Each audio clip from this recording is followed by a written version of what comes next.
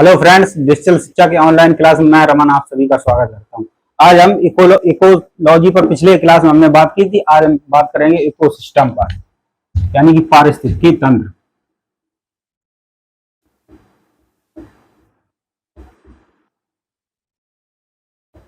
या फिर इसका एक नाम और है पारितंत्र। अंग्रेजी में कहते हैं इकोसिस्टम।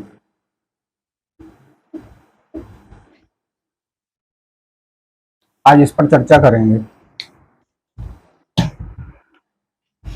समझते हैं इकोसिस्टम क्या है, पारितंत्र क्या है, पारिस्थितिकी तंत्र क्या है। सर्वप्रथम एक अमेरिकी वैज्ञानिक हुए, नाम था एजी टॉन्सले।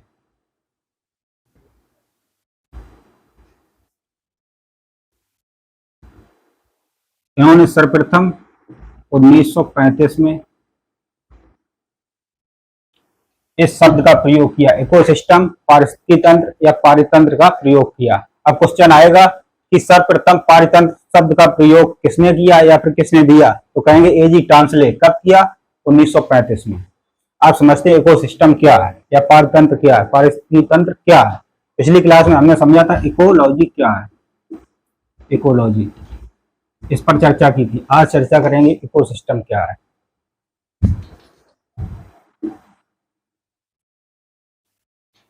देखिए, इस प्रकृति में बहुत सारे जीव हैं, विभिन्न प्रकार के, एक ही प्रकार के बहुत सारे एक ही स्थान पर मिल जाएंगे, आप अलग अलग स्थानों पर भी मिल जाएंगे।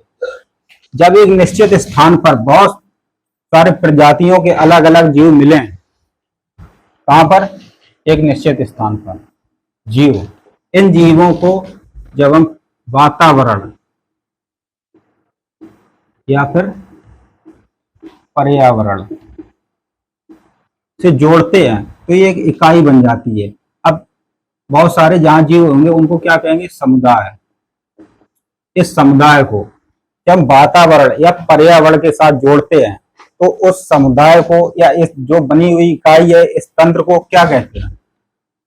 इकोसिस्टम। बस इतनी सी बात आपको समझनी है।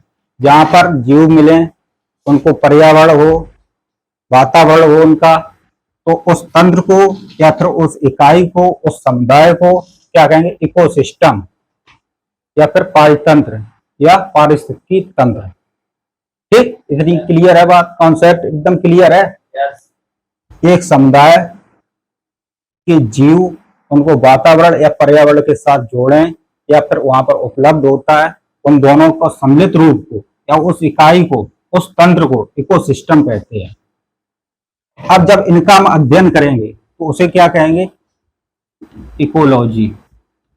जब इनका अध्ययन करेंगे तो उनको इकोलॉजी कहेंगे, इस स्थान का, और इस स्थान को क्या कहेंगे? इकोसिस्टम, पारितंत्र। इतनी एकदम क्लियर है बात, कोई डाउट तो नहीं? चलिए अब आगे देखते हैं।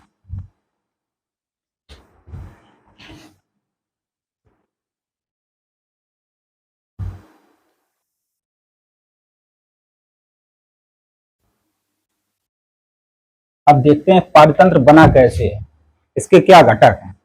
ठीक है, इसके मुख्य रूप से दो घटक हैं, कंपोनेंट्स। एक है जैविक और दूसरा है अजैविक।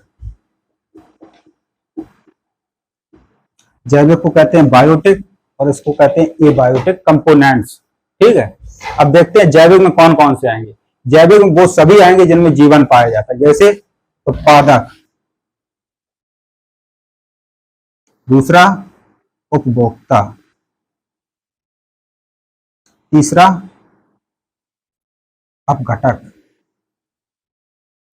उत्पादक को कहते हैं प्रोड्यूसर, उपभोक्ता कहते हैं कंज्यूमर, और अपघटक को कहते हैं डिकम्पोजर। ठीक, अब अजैविक में आते हैं। अजैविक में वे सभी आएंगे जिनमें जीवन नहीं पाया जाता, लेकिन ये इनका सहयोग करते हैं जीवन जीने में, जैसे वर्षा, तापमान, आर्द्रता,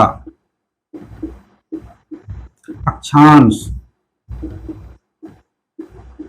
देशांतर,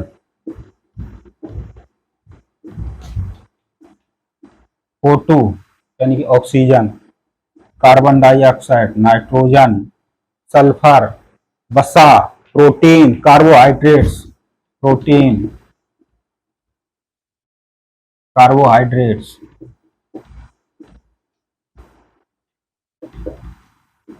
ये सभी आएंगे एबायोटिक यानी कि अजैविक में, इनमें जीवन नहीं पाया जाता, निर्जीव।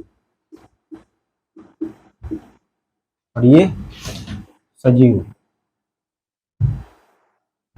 इतनी बात एकदम क्लियर है। सजीव क्या है, कहने का मतलब जैविक घटक क्या है और अजैविक घटक क्या है। अब इसके आगे देखते हैं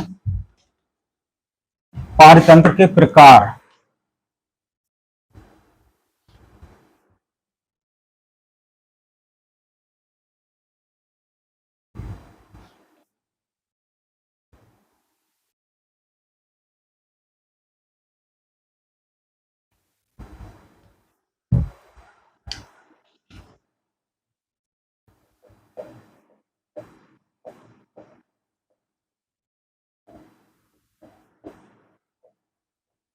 पारितंत्र के प्रकार, ये कितने प्रकार का होता है। तो पारितंत्र या पारिस्थितिकी तंत्र या इकोसिस्टम मुख्य रूप से दो प्रकार का होता है, एक प्राकृतिक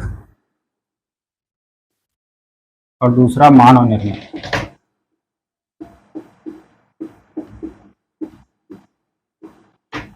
अब प्राकृतिक में कौन से आएंगे, मानव निर्मित में कौन से आएंगे, इनको हम पढ़ते हैं। एक बात और जान लेते हैं कि पारितंत्र या इकोसिस्टम एक पानी की बूंद से लेकर बड़े से बड़ा महासागर तक हो जाता है। पानी की एक बूंद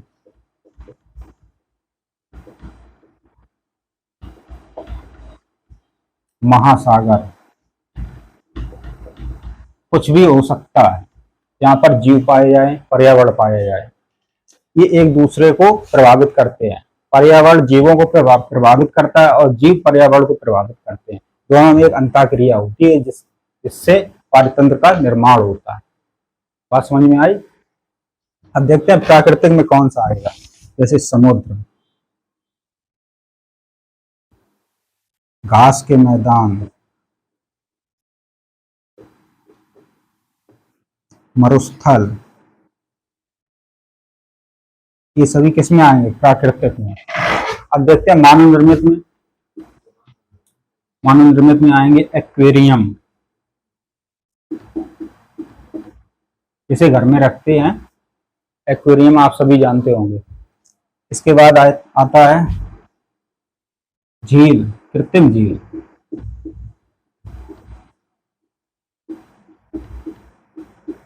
कृत्रिम तालाब, ये सभी किसमें आएंगे, मानव निर्मित में। खेत, इतनी बात समझिए। प्राकृतिक और मानव निर्मित में अंतर समझ में आए। जो मानव ने बनाए वो मानव निर्मित, जो प्रकृति ने बनाए वे प्राकृतिक। समझ में आया। इसके बाद देखते हैं कुछ इंपॉर्टेंट पॉइंट।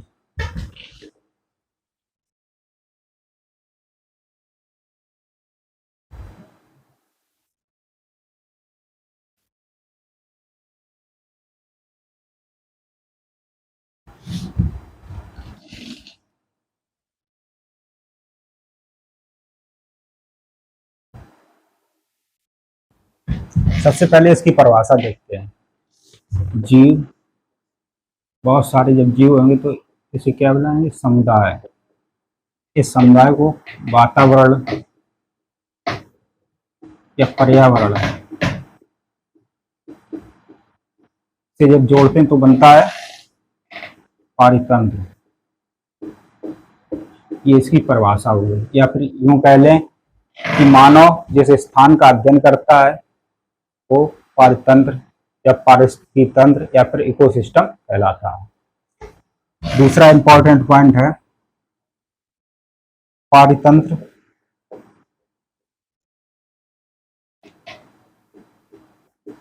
प्रकृति की जैविक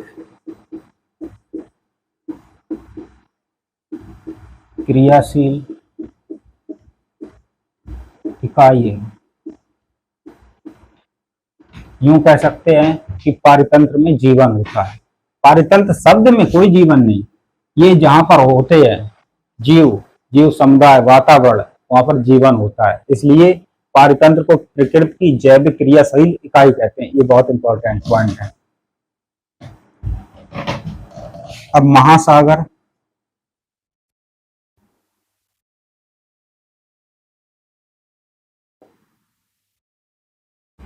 महासागर या पानी की बूंद,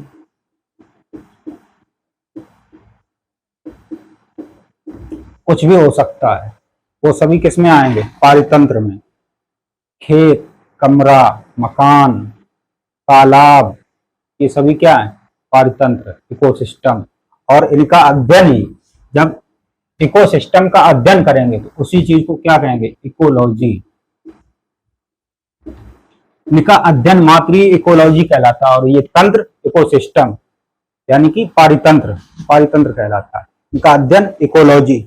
इसमें कोई डाउट, कोई कंफ्यूजन? एकदम क्लियर है कॉन्सेप्ट। इकोलॉजी और इकोसिस्टम में अंतर समझ में आया। इकोसिस्टम का अध्ययन ही इकोलॉजी के अंतर्गत करते हैं, उस स्थान का अध्ययन ही इकोलॉजी, और जैसे स्थान का अध्ययन करते हैं उस स्थान को पारितंत्र या इकोसिस्टम कहते हैं, या पारिस्थितिक तंत्र। समझ में आया? अगर क्लास अच्छी लगी तो क्लास को लाइक करें, चैनल को सब्सक्राइब करें और वीडियो शेयर कर दें। इस एक बात और आपको बता दें कि इसके बाद जल्द से जल्द हम साइंस की क्लास लेकर और आ रहे हैं, उसका आप इंतजार ना करें, बस 1-2 दिन में आ जाएगी क्लास, बहुत जल्द।